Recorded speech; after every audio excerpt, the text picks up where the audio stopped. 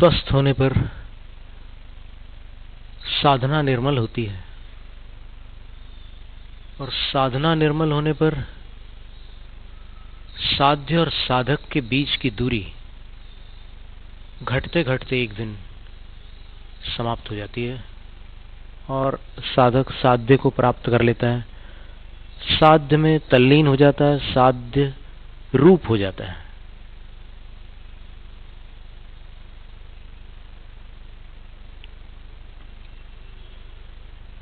यद्यपि साधना, साधक आदि शब्द सर्वत्र नहीं उपलब्ध होते,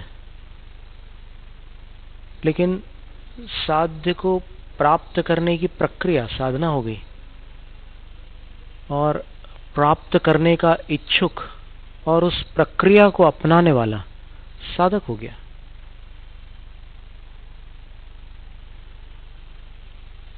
और उसके लिए स्वास्थ्य होना आवश्यक है। और स्वास्थ्य के लिए 4 बातें बतलाई थी जो कन्वेंशनल कार्डियोलॉजिस्ट की इंटरव्यू से हमें मिली थी। डॉक्टर लेखा पाठक ने अपने इंटरव्यूअर से कहा था कि यदि हृदय को स्वस्थ रखना हो तो मनुष्य 4 बातों पर ध्यान दे। पहली बात तो यह है कि वो अपना आचार ठीक रखे, अपने विचार ठीक रखे। विचारों में अगर भारीपन, तनाव होगा तो फिर उसका हृदय पर बुरा असर पड़ेगा। और आहार विहार, इनको भी ठीक कर ले तो स्वास्थ्य बना रहेगा। और ये बात अनेक रोगों पर लागू होती है, केवल हृदय रोग की बात नहीं है। आचार, विचार, आहार, विहार, ये सारे शब्द आर आर आर से समाप्त हो रहे हैं। और आचार शुद्धि के लिए व्यसन मुक्ति आवश्यक है, और व्यसन मुक्ति के लिए या तो सत्संगति या फिर उसका योग्य उपचार, दोनों बातें आवश्यक है। और उपचार के अंतर्गत ऐसी बहुत सारी बातें अभी तक बताई जा चुकी है। कुछ औषध के द्वारा उपचार होता है, कुछ उपचार पद्धतियों के द्वारा उपचार होता है। जैसे पिछली बार हमने रेकी को लेकर के, उसका जो दूसरा लेवल होता है ओकुदेन, एक जापानीज पद्धति है। डॉक्टर मिकाओ उसुई ने पिछली शताब्दी के प्रारंभ में 21 दिन उपवास करके कुछ शक्तियां प्राप्त की थी, और फिर उन्होंने विश्व कल्याण के लिए और आत्म साधना के लिए किसी भी धर्म से न जोड़ते हुए उन पद्धतियों को सिखाया था। तो उसमें जो दूसरा लेवल होता है, उस दूसरे लेवल में दूरस्थ उपचार और परोक्ष उपचार, भावनात्मक उपचार, ऐसी बहुत सारी बातें उन्होंने उसमें सम्मिलित की।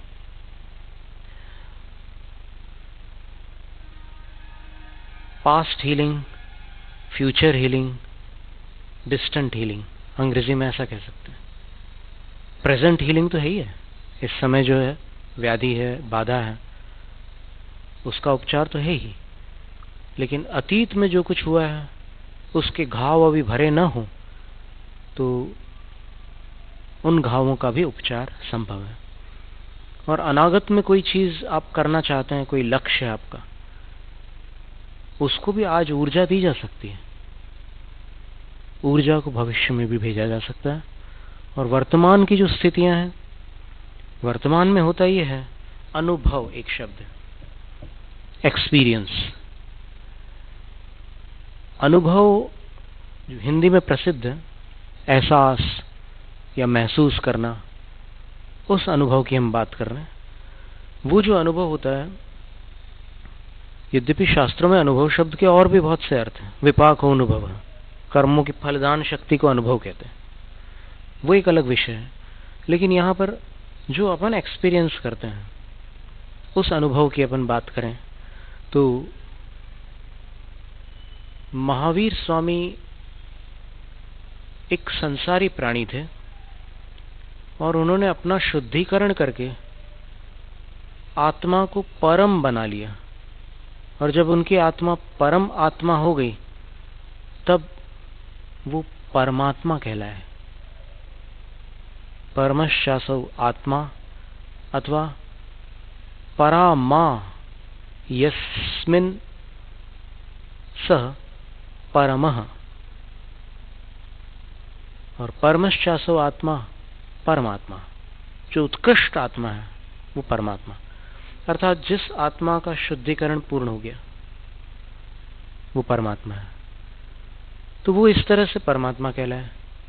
और परमात्मा होने के बाद वो त्रिकालदर्शी थे, और त्रिकालदर्शी थे तो वो अपने अतीत को भी जानते थे, और अतीत की मलिनता को और अतीत के अनुभवों को भी वो जानते थे, और अतीत की समस्त वेदनाओं को जानते थे।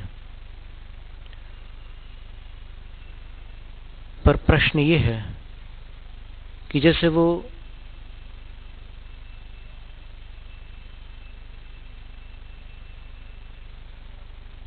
सिंह की पर्याय में थे 10 भव पूर्व,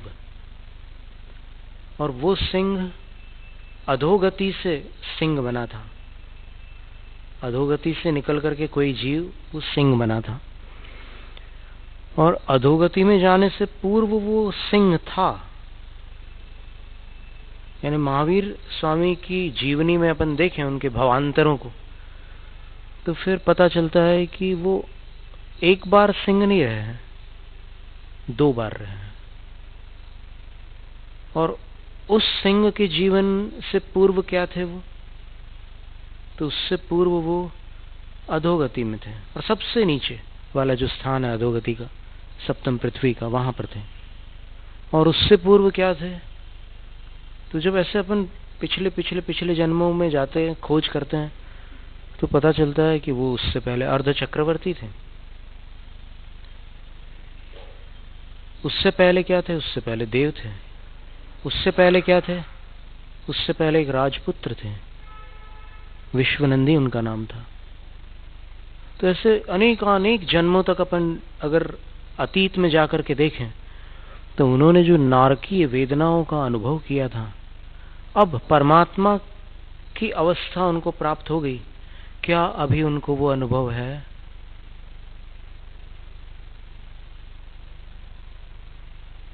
या अनुभवों की स्मृति है, या अनुभवों का ज्ञान है? क्या है अभी परमात्मा के पास? सीधी सी बात है कि अनुभव जो होता है, जिस समय घटना होती है उस समय होता है। आगे पीछे का कोई अनुभव नहीं कर सकता। कल जो भोजन के पहले आपको भूख लगी थी, आज उसका अनुभव हो ही नहीं सकता। और भविष्य में जो पीड़ाएं होंगी या जो हर्ष होगा, उसका अनुभव वर्तमान में असंभव है। कैसे हो सकता है? और अगर अतीत की पीड़ाओं का आज अपने को अनुभव हो, तो एक पीड़ा का अनुभव तो बड़ी मुश्किल से काटा था अपन ने, तो उतनी सारी पीड़ाओं को क्या झेल सकते हैं आज अपन शांति से बैठकर? असंभव है। तो अनुभूति या अनुभव जो होता है, देखो, अनुभूति, अनुभव या अनुभवन, इन शब्दों में कोई अर्थ भेद नहीं है। व्याकरण के अनुसार अनु उपसर्ग पूर्वक भूसत्तायाम धातु में अलग अलग प्रत्ययों को जोड़ने पर इन 3 शब्दों की निष्पत्ति हुई है। आप पुल्लिंग में अनुभव कह लो, स्त्रीलिंग में अगर कहना चाहो तो अनुभूति कह लो, नपुंसक लिंग में अनुभवन कह लो। केवल लिंग भेद है, अर्थ भेद रंच मात्र भी नहीं है। तो वो जो अनुभव है, एक्सपीरियंस, वो एक्सपीरियंस या वो फीलिंग केवल उसी टाइम होती है जब घटना होती है। ये बात अलग है कि बहुत से लोग उसको भुला नहीं पाते, और न भुला पाने के कारण याद कर करके वापस दुखी होते हैं। लेकिन याद करके जो दुख हो रहा है वो वाला दुख नहीं है जो उस काल में हुआ था। समझना बात को। याद करके जो दुख हो रहा है वो उस घटना का स्मरण मात्र है, और स्मरण करके आपने अपने आप को वापस उससे कनेक्ट कर लिया, जोड़ लिया, और वापस उसके साथ जोड़ करके आप उन्हीं संवेदनाओं में लौट गए जो उस काल में हो रही थी, उन्हीं संवेदनाओं में लौट गए और फिर वापस फील करने लग गए। तो अभी जो फील हो रहा है वो अभी की फीलिंग है। उस समय जो फील हुआ था वो उस समय निकल चुका, वो अतीत व्यतीत हो जाता है, वो कभी वापस नहीं आता। ये वर्तमान है। और इसलिए जब कभी उपचार होता है तो अतीत की किसी घटना का उपचार करने के लिए उस अतीत की वेदना में आपको लौटाया जाता है। याद करो, अपने बिना किसी संबोधन के अपने आप याद करो कि उस काल में कैसा क्या हुआ था।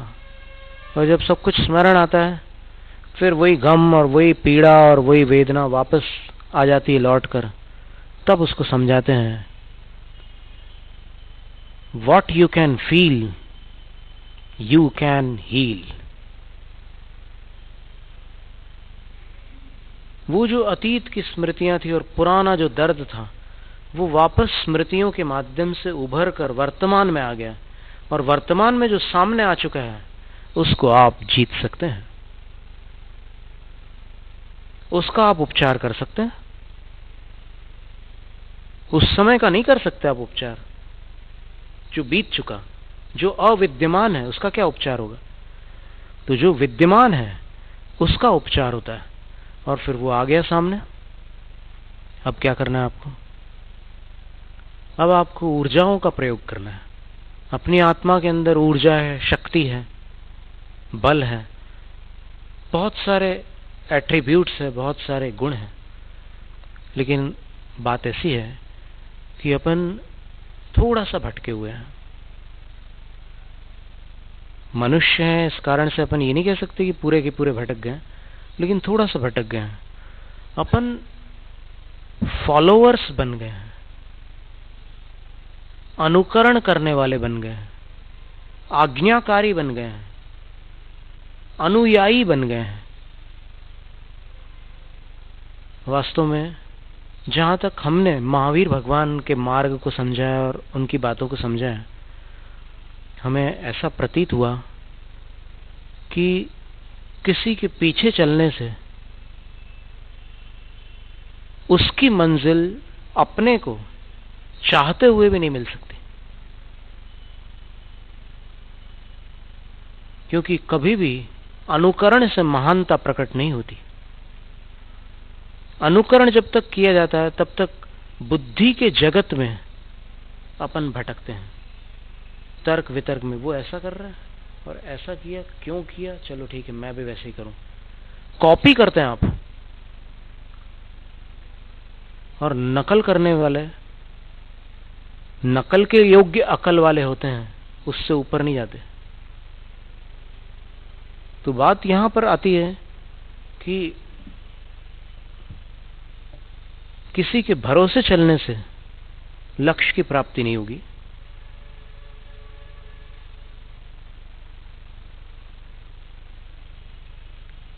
किसी का पीछा करने से महानता नहीं हासिल होगी।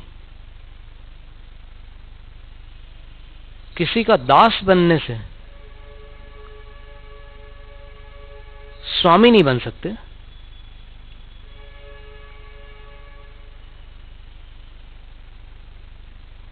ये मार्ग गुलामी का मार्ग नहीं है,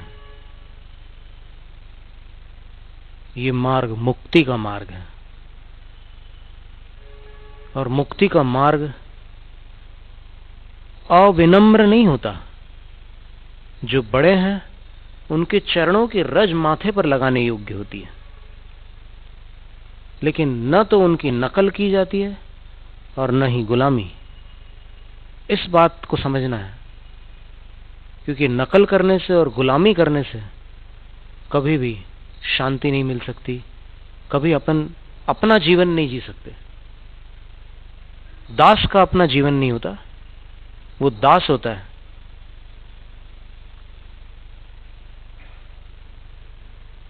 पर जब वो भक्ति में तल्लीन होता है, जब महान गुणों उनकी आराधना में लीन होता है, तब वो विनय में लीन होकर के कहता है कि मैं तो आपके चरणों का दास हूं। पर यहां पर दास का तात्पर्य वो मत लेना, गुलामी करने वाला दास नहीं, यहां पर सेवक हूं, आपके चरणों का मैं सेवक हूं। क्यों? क्योंकि आपके चरण चरणम चारित्रम, चारित्र के प्रतीक हैं। आप चले हुए हैं, इसलिए मैं सेवा कर रहा हूं। न चलने वालों की सेवा करना व्यर्थ है। आप चले हुए हो इसलिए मैं सेवा कर रहा हूं। और 2 चरण हैं आपके, तो फिर भगवान ने भी स्याद्वाद में 2 नए बताए हैं, और 2 नए यानी 2 दृष्टियां। नयति वस्तु स्वरूपमिति नयः ज्ञातुर अभिप्रायो। ज्ञाता का जो अभिप्राय है, जो वस्तु स्वरूप तक ले जाता है, उसको नय कहते। तो 2 चरण आपके, एक निश्चय चारित्र है, एक व्यवहार चारित्र है, और मैं दोनों में से किसी को नहीं छोड़ने वाला। निर्विकल्प हो जाऊंगा, व्यवहार अपने आप विकल्पों से बाहर चला जाएगा। विकल्प ही नहीं रहेंगे तो व्यवहार क्या रहेगा? तो सविकल्पता समाप्त हो जाएगी, समाधि की अवस्था आ जाएगी। तो उन चरणों की आराधना करते हैं जो चारित्र से संपन्न है। और सिर का भार उतारने के लिए सबसे पहले यह आवश्यक है कि अपनी इस धारणा को अपने अंतरंग से बाहर फेंक दें कि मेरा कल्याण किसी और के सहारे होगा। मार्गदर्शन ले सकते हैं, जो मार्ग देखने वाले हैं, मार्ग पर चल चुके हैं, उनका मार्गदर्शन ले सकते हैं, कहीं कोई ऐसी बात हो पूछने योग्य तो। लेकिन उनके भरोसे कल्याण नहीं हो सकता किसी का। इसलिए एक बात और है कि उनकी जो पवित्रता है, उनकी जो ऊर्जा है, उसकी संगति से विशुद्धि अवश्य प्राप्त हो सकती है।